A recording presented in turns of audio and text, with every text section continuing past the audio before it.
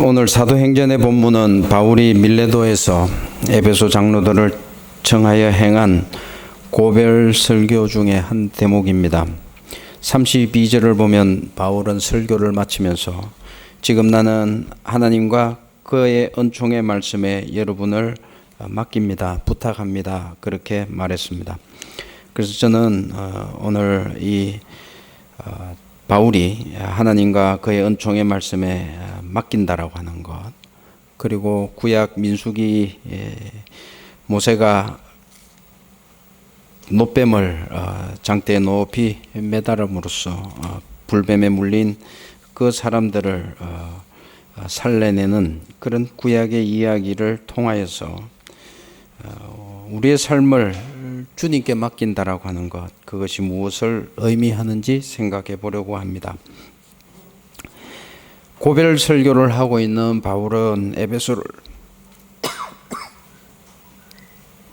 에베소를 떠나 예루살렘을 향하여 길을 나서고 있습니다. 성경은 바울이 예루살렘에 도착하면 곧 체포당할 것이라는 것을 미리 알려주고 있지만 바울은 자기의 길을 멈추거나 피하지 않고 그대로 가기로 결심을 하였습니다. 에베소를 떠나면 이제 다시는 돌아오지 못하는 마지막 여행이라는 것을 알고 있었습니다. 그래서 바울은 에베소 교회의 장로들을 밀레도로 불러서 이제 작별 인사를 하고 있습니다. 오늘 본문 29절에서 31절을 보면 이렇게 말합니다. 내가 떠난 뒤에 사나운 이리들이 여러분 가운데 들어와서 양떼를 마구 헤아리라는 것을 나는 압니다. 그리고 여러분 가운데서도 제자들을 이탈시켜서 자기를 따르게 하고 어그러진 것을 말하는 사람들이 나타날 것입니다. 바울은 자기가 이 에베소 교회를 떠나게 되면 그 뒤에 사나운 이리들이 교회에 나타날 것이라고 그렇게 말하는데, 이 사나운 이리라고 하는 사람들은 바로 거짓 교사들을 말합니다. 그래서 에베소의 장로들에게 깨어 있어서 내가 3년 동안 밤낮 쉬지 않고 각 사람을 눈물로 훈계하던 것을 기억하십시오. 이렇게 말합니다. 낙관적이지 못한 이 에베소 교회의 형편을 생각할 때 바울의 마음이 영 편치 않습니다. 바울이 떠난 후에 에베소 교회는 이제 건강한 교회로 쓸 것인가, 아니면 이 거짓 교사로 인하여서 교회가 혼란에 빠질 것인가 하는 위기에 처할 수 있는 그런 상황이었습니다. 결과가 눈에 뻔히 보이는 그런 상황인데도 바울은 길을 떠나야만 합니다. 그래서 자기 자신이 할 수 있는 일이 아무것도 없다라고 하는 그런 답답한 상황 속에 있습니다. 이러한 상황 속에서 사도 바울은 하나님께 맡긴다. 그리고 하나님의 은혜의 말씀에 에베소 교회의 교인들 그리고 장로님들을 맡긴다고, 부탁한다고 그렇게 말합니다. 그것은 하나님의 은혜로운 말씀이 그들을 흔들리지 않게 할 것이며, 그뿐만 아니라 그들을 오히려 든든히 세워줄 수 있을 것이라고 믿었기 때문입니다. 하나님의 은혜가 그들을 흔들리지 않게 하며 든든히 세운다는 것, 그것은 무슨 말일까? 고린도후서 6장 4절에서 10절의 말씀을 보면 하나님의 은총에 의해서 든든히 세워진 사도들의 모습을 바울은 이렇게 설명을 합니다. 그 본문을 고린도후서 6장 4절에서 10절의 말씀을 그대로 인용하면 이렇습니다. 우리는 무슨 일에나 하나님의 일꾼으로 일할 따름입니다. 그래서 우리는 환난과 궁핍과 역경도 잘 참아냈고 매질과 옥살이와 폭동을 잘 견뎌냈으며 심한 노동을 하며 잠을 못 자고 굶주리면서도 그 고통을 잘 견뎌냈습니다. 우리는 순결과 지식과 끈기와 착한 마음을 가지고 성령의 도우심과 꾸밈 없는 사랑과 진리의 말씀과 하나님의 능력으로 살고 있습니다. 영광을 받거나 수치를 당하거나 비난을 받거나 칭찬을 받거나 언제든지 하나님의 일꾼답게 살아갑니다.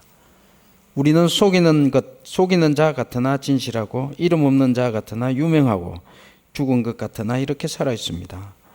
또 아무리 심한 벌을 받아도 죽지 않으며 슬픔을 당해도 늘 기뻐하고 가난하지만 많은 사람을 부유하게 만들고 아무것도 가진 것은 없지만 사실은 모든 것을 가지고 있습니다. 그렇게 말합니다. 이 말씀 속에서 사도 바울은 하나님의 은총에 모든 것을 맡긴 이 사도적 삶의 특징으로 무엇을 이야기하는가 하면 신앙의 인내와 자기 비움의 삶을 이야기합니다. 사도들이 견딜 수 있었던 것, 다시 말하면 영광을 받거나 수치를 당하거나 비난을 받거나 칭찬을 받거나 언제든지 하나님의 일꾼답게 살아갈 수 있었던 것은 자기 자신의 욕망을 따라 살지 않았기 때문이었습니다. 이처럼 자기의 욕심이나 욕망을 따라 살지 않고 하나님의 은총을 의지하며 살아가는 삶은 모든 일에 감사가 넘치고 기쁨이 충만하여 견딜 수 있는 힘을 주었습니다. 하나님의 은총은 바울과 그와 함께 사역하는 모든 사도들을 든든히 세워주셨습니다. 그래서 바울과 그 일행들은 여러 가지 닥쳐온 환난과 고난 가운데서도 예수 그리스도를 따라 자기 자신을 위한 삶이 아니라 타인을 부유하게 하는 삶을 살아갈 수 있었습니다. 오늘 본문에서 맡긴다라고 했는데, 부탁한다, 맡긴다라고 했는데, 이 맡긴다라고 하는 이 말 속에는 이제 내가 가지고 있는 이 귀중한 것을 더 이상 간직할 수 없어서 가장 믿을 수 있는 사람의 손에 맡긴다는 그런 뜻이 있습니다. 이 맡긴다라고 하는 이 말은 예수께서 십자가 위에서 죽어가면서 남긴 그 말씀 안에서 그 맡긴다라고 하는 말의 깊은 의미를 우리는 찾아볼 수 있습니다. 예수님은 십자가 위에서 마지막 숨을 거두시면서 아버지, 제 영혼을 아버지 손에 맡깁니다 라고 그렇게 말씀하셨습니다. 예수께서는 자기 자신의 죽음을 하나님의 손에 맡기셨습니다. 왜 그렇겠습니까? 그것은 하나님만이 인간의 생명과 죽음, 그 모든 것을 주관하시기 때문일 것입니다. 인간으로 오신 예수께서는 십자가 위의 죽음으로 인간으로서 자기 자신이 감당해야 할 사명을 다 하였지만 죽음 이후에 일어날 그 일에 대해서는 하나님께서 하실 일이기 때문에 하나님께 자기의 삶의 모든 것, 영혼까지 맡긴다고 하셨습니다. 사도 바울 역시 에베소 교회를 염려했습니다. 그렇지만 자기가 떠난 이후에 에베소 교회의 일들을 하나님께 맡겼습니다. 그것은 이 장차 닥쳐올 그 교회의 모든 일들, 그것은 우리 인간의 가능성이나 노력에 의지하기보다는 오히려 하나님께 맡긴다고 했습니다. 교회의 미래는 우리 인간에게 있는 것이 아니라 하나님 손안에 있다고 믿었기 때문일 것입니다.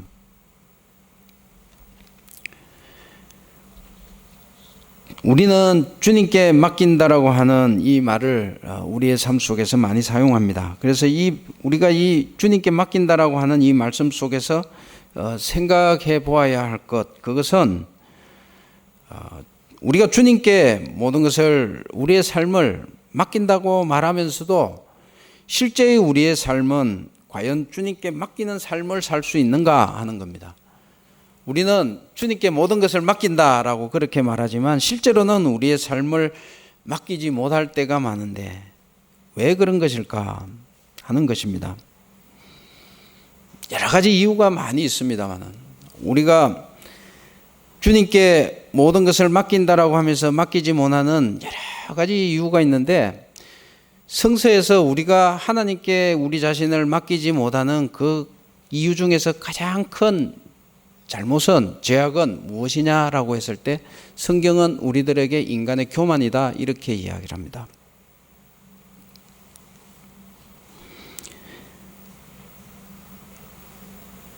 그것은 우리가 인간이 하나님 앞에서 교만한 것은 다른 데 있는 것이 아니라 우리 인간이 스스로의 능력을 믿기 때문에 그렇습니다. 이러한 우리 인간의 오만함을 헬라어로는 휴브리스라고 그렇게 이야기하는데, 과도한 자기 확신, 그것을 휴브리스라고 그렇게 이야기를 합니다. 다른 말로만 거인주의라고 표현할 수도 있지만, 과도한 자기 확신, 그것을 우리가 휴브리스라고 하는데, 이 사람이 휴브리스라고 하는 이 병에 걸리면 나타나는 가장 심각한 현상은 뭔가 하면 장님이 된다는 것입니다. 자기 자신에 대한 확신 때문에 보아야 할 것을 보지 못하는 장님이 된다는 사실입니다. 이에 대한 가장 대표적인 예가 성서에 나온 인물들 중에서 이러한 오만함, 교만 때문에, 하나님 앞에선 교만 때문에 순간적으로 눈이 닫혀서 보아야 할 것을 보지 못한 가장 대표적인 인물을 꼽으라고 한다면 저는 다윗을 꼽겠습니다. 다윗이 밧세바에 저지른 잘못, 이것이 바로 가장 대표적인 오만함으로 인하여 눈이 멀어버린, 장님이 되어버린 다윗의 모습이라고 하는 사실입니다. 우리가 다윗을 한번 생각해 보십시오. 다윗은 블레셋의 위협을 가장 효과적으로 방어했습니다. 그리고 이스라엘의 원래 지파가 12지파인데 이 12지파들이 다 하나가 되지 못했습니다. 사실은 사사시대 때 각각 자기 지파들끼리 자기가 좋은 대로 행하였던 그 모든 뿔뿔이 흩어져 있던 이 지파들을 결국 하나로 모으는데 성공을 합니다. 사울 때는 그것을 모으는데 실패했지만 다윗은 12지파를 하나로 모아서 나뉘었던 이스라엘을 하나로 묶어서 가장 강성한 국가를 건설하는 데 성공했습니다. 그래서 다윗은 헤브론에 도읍을 두었던 그것을 예루살렘으로 옮깁니다. 그래서 국가의 기틀을 가장 견고하게 세웠습니다. 그런데 다윗이 어디에서 출발했습니까? 보잘것없는 목동에서, 양치기 소년에서 출발했던 다윗이 그 거대한 골리앗을 쓰러뜨리고 이스라엘의 왕이 되었습니다. 목동에서 왕으로 변한 다윗, 여기에서 찾아온 가장 심각한 질병은 무엇이었겠습니까? 그것은 목동에서 왕이 된 다윗에게 찾아온 가장 심각한 질병은 교만이었습니다. 하나님 앞에 오만함이었습니다. 이 오만함은 다윗 자신이 게으르게 만들었습니다. 그래서 다윗은 더 이상 전쟁에 참전하지 않습니다. 요압에게 모든 것을 맡기고 자기 자신은 뒤로 물러나 있습니다. 요압이 다윗을 대신해서 이스라엘을 위협하고 있는 암몬과 모압과 전쟁을 치르고 있을 때 다윗은 무엇을 합니까? 왕궁 옥상에서 한가하게 거닐면서 엉뚱한 일을 저지릅니다. 그러나 다윗은 이러한 자기 자신의 행동이 얼마나 위험한 일인가를 전혀 깨닫지 못합니다. 다윗이 오만하다라고, 교만하다라고 하는 것은요, 하나님께서 자기 자신에게 주신 직분을 망각한 데 있습니다. 왕이라고 하는 것은 분명히 모든 권력을 다 가지게 되지만 왕이 가진 절대 권력은 모든 것을 무엇이든지 내 마음대로 할 수 있는 것은 아닙니다. 그런데 다윗은 왕이 된 다음에 저지른 가장 치명적인 실수는 왕이면 무엇이든 모든 것을 다 할 수 있다고 그렇게 생각을 했습니다. 그래서 그는 다른 사람의 아내를 빼앗습니다. 빼앗아서 자기 아내로 삼습니다. 그것도 모자라서 자기의 부하 우리아를 죽여버립니다. 이 얼마나 무서운 인간의 오만입니까? 하나님 앞에서 얼마나 심각하고 무서운 인간의 오만이 얼마나 무섭은가를 이 다윗의 삶을 통해서 우리는 확인할 수 있습니다. 오늘 구약 민수기 21장의 말씀은 광야에서 불평하는 그 주제 속에 나타나 있는 이스라엘의 이야기입니다.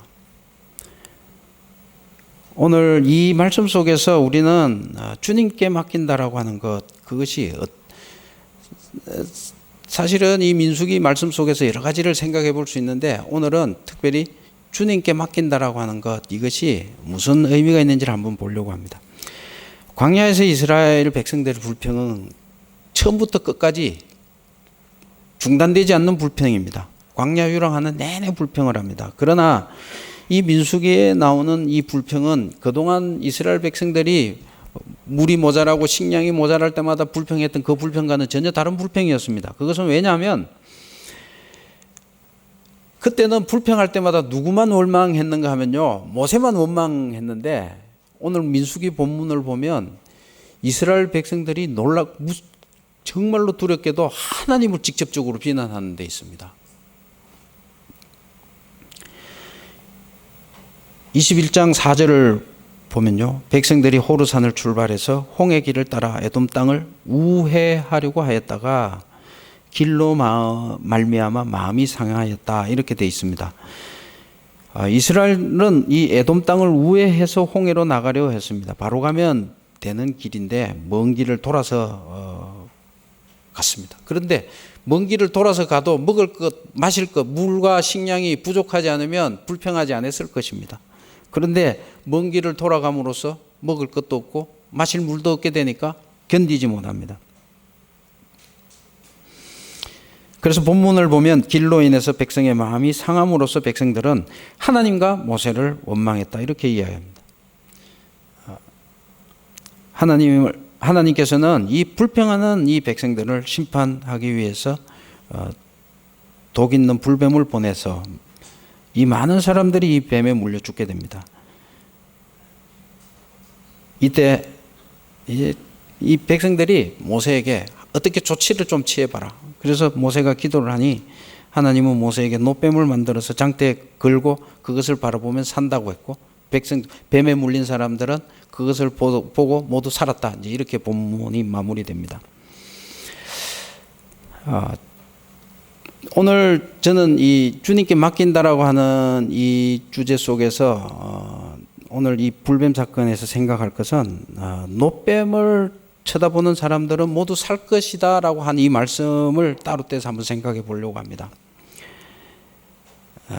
민수기 본문은 뱀에게 물린 자가 노뱀을 쳐다본 중 모두 살았더라, 이런 말씀으로 끝이 나고 있는데, 이것으로 우리가 다 살았구나 하는 걸로 끝내지 말고요, 이때 당시로 되돌아가서 우리의 한번 상상력을 한번 발동해서 이때 당시의 상황을 한번 상상해 보시기를 바랍니다. 여러분, 뱀에서 물렸는데, 뱀에 물렸습니다. 뭘 제일 급하게 해야 될까요? 뱀한테 물렸으면 제일 먼저 해야 될 일이 뭘까요? 칼로 물린 자를 째고 입으로 빨아서 독을 뱉어내고 하여튼 치료를 해야 살 거 아닙니까? 그게 3000년 전이나 지금이나 다른 일입니까? 우리 인간이 알고 있는 생각과 판단, 경험, 그것을 다 동원했을 때 뱀에게 물렸을 때 제일 먼저 해야 될 일이 뭐냐? 살려면 독을 제거해야 됩니다.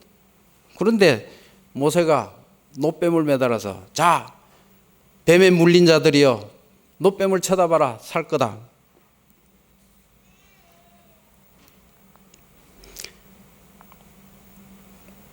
여러분들 노뱀을 바라보겠습니까? 독부터 제거하겠습니까? 아니면 독을 제거하고 나서 노뱀을 보겠습니까? 한번 상상해 볼 수 있는 일 아닙니까?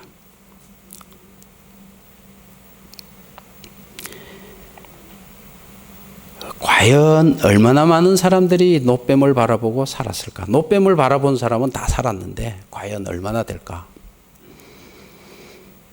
우리 인간의 이성은 때로는 하나님의 현실을 보는데 장애가 되는 것은 아닌가? 우리 인간의 지혜, 하나님께서 우리에게 주신 지혜, 우리의 생각, 우리의 판단, 우리의 의지, 우리의 이성, 이런 것들이 오히려 하나님의 은혜를 바라보는데 가로막는 장애물이 되지 않는가? 그것을 한번 생각해 볼 수는 없습니까? 하나님의 생명과 치유의 회복의 은총이 주어져 있지만 그것을 바라보기만 하면 살 수 있는데도 그것을 오히려 어리석은 것으로 판단하는 우리 인간 스스로의 지혜로움은 그것을 오히려 보지 못하게 했을 것입니다. 이것이 바로 우리 인간을 장님이 되게 하는 교만이 아닙니까? 그러나 하나님의 은총을 바라본 사람들은 모두 살았습니다. 우리가 영어로 위기를 크라이시스라고 그렇게 이해합니다. 이 크라이시스라고 하는 이 영어는 헬라어 크리네인이라고 하는 말에서 유래되었는데, 이 크리네인이라고 하는 헬라어는 중병에 걸린 환자가 죽음과 생명의 경계선에 있는 그런 상태를 크리네인이다 이렇게 말한다고 합니다. 이 병세가 어떻게 전개되느냐에 따라서 죽음이 되기도 하고 회복이 되기도 하는 그런 경계선, 그거를 위기라고 했습니다. 그래서 위기라고 하는 이 말 속에는 말 그대로 위험하기도 하고 동시에 기회가 되기도 하는 그런 상황을 그 속에 함축하고 있습니다. 오늘을 살아가고 있는 우리 인간의 삶이 바로 이러한 위기의 삶이 아닌가. 엣지 위에 올라선 상태의 삶이 우리의 삶이 아닌가.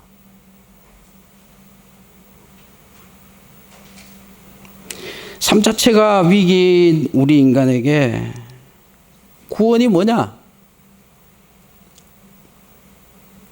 바라볼 것이냐, 바라보지 않을 것이냐, 내 맘대로 할 것이냐, 하나님의 뜻에 따를 것이냐, 이 엣지 위에 서 있는 것 아니냐.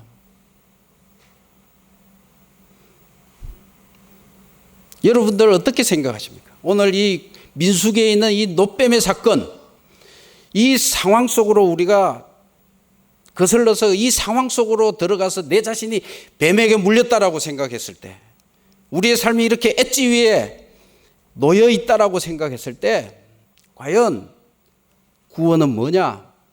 생명은 뭐냐? 삶이란 뭐냐? 우리는 무엇을 할 것이냐? 어떤 선택을 할 것이냐?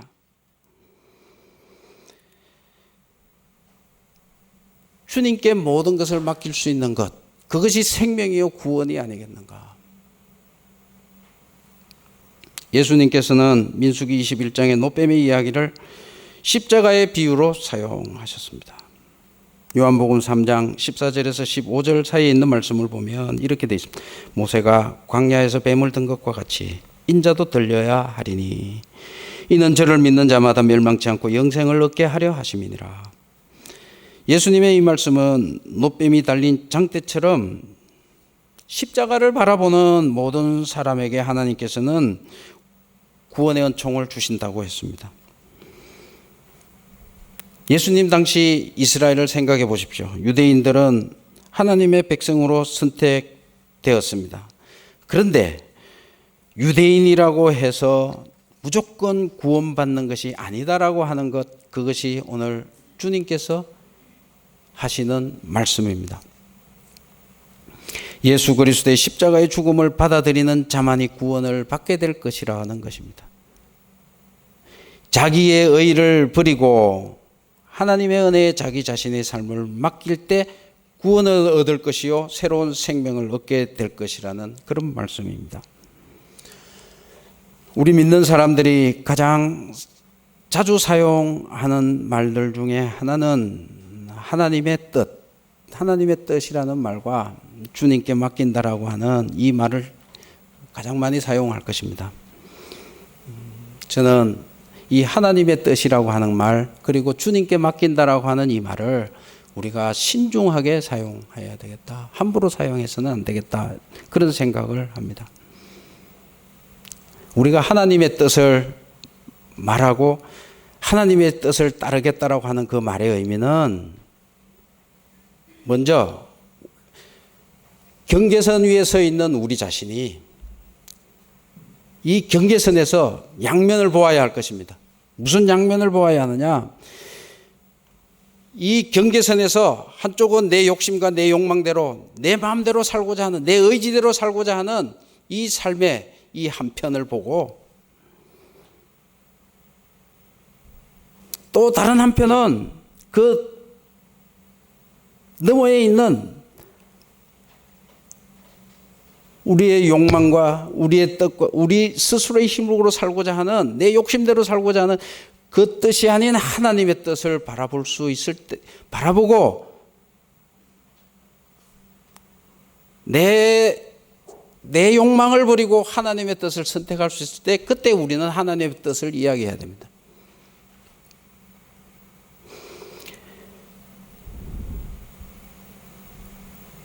주님께 맡긴다라고 하는 것, 그것도 마찬가지로 경계선에 서서 내가 할 수 있는 것, 내가 하고 싶은 것, 그것을 바라보고 내 의와 내 욕망을 버리고 포기하고 자기를 비우고 주님께 나를 온전히 의탁할 것인가, 그것을 결정할 수 있을 때 우리는 주님께 맡긴다라고 할 수 있어야 됩니다. 먼저 우리는 경계선 위에 서서 바라볼 수 있어야 됩니다. 내 의지와 내 생각과 판단으로 그 너머에 있는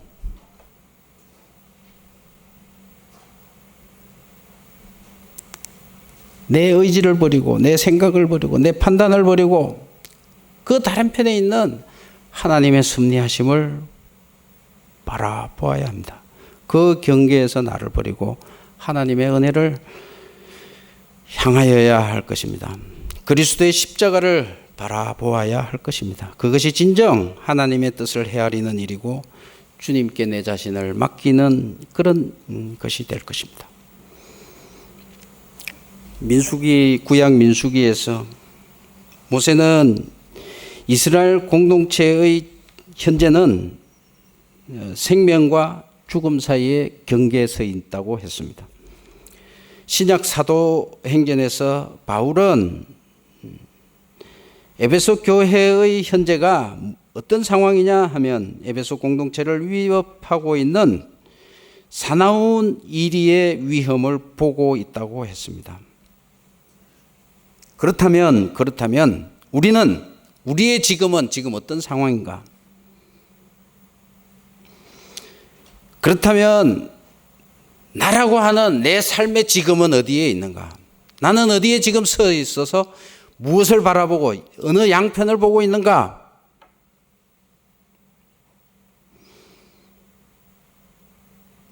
경계선에 서 있는 우리, 경계선에 서 있는 나는 과연 내 삶을 혹은 우리의 삶을 하나님께 맡길 수 있는지 물어보아야 합니다.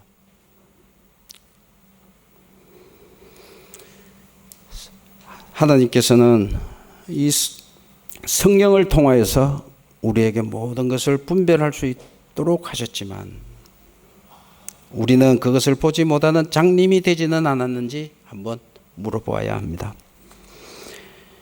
생명과 죽음의 기로에서, 희망과 절망의 경계에서 하나님과 하나님의 은총의 말씀에 우리 자신을 맡길 수 있기를 바랍니다.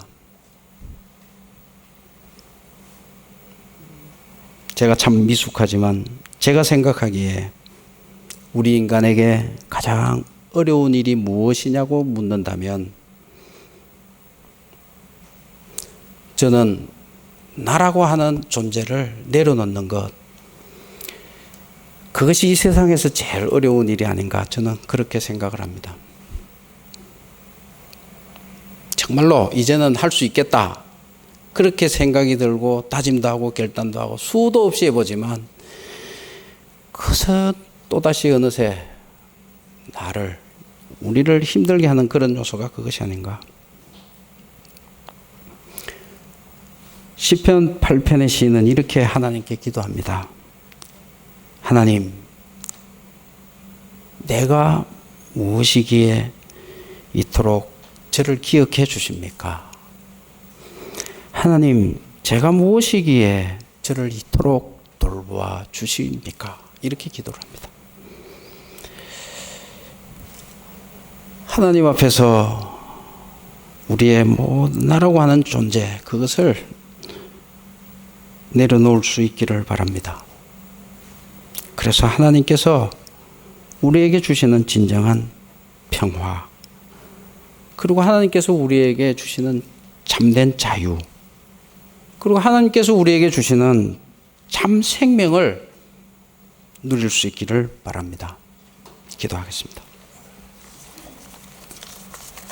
하나님, 참으로 우리가 무엇이기에 우리를 이렇게 사랑하여 주십니까?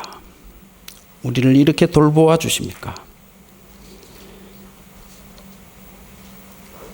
하나님 앞에 선 우리 자신의 모습이 어리석은 존재인 것을 깨닫게 하시고, 우리의 모든 의를 내려놓고 하나님께 모든 것을 의탁할 수 있는 믿음의 삶을 살게 하옵소서. 예수 그리스도 이름으로 기도드리옵나이다. 아멘.